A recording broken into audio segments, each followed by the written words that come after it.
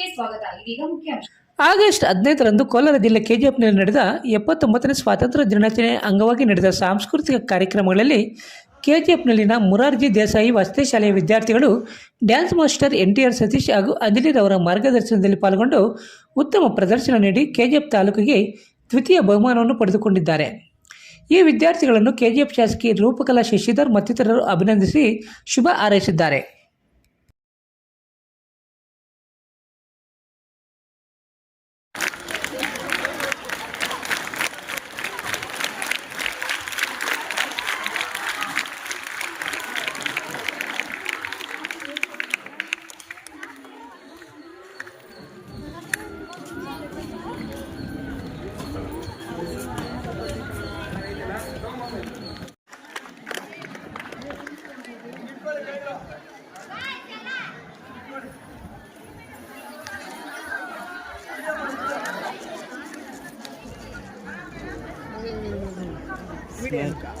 Smile.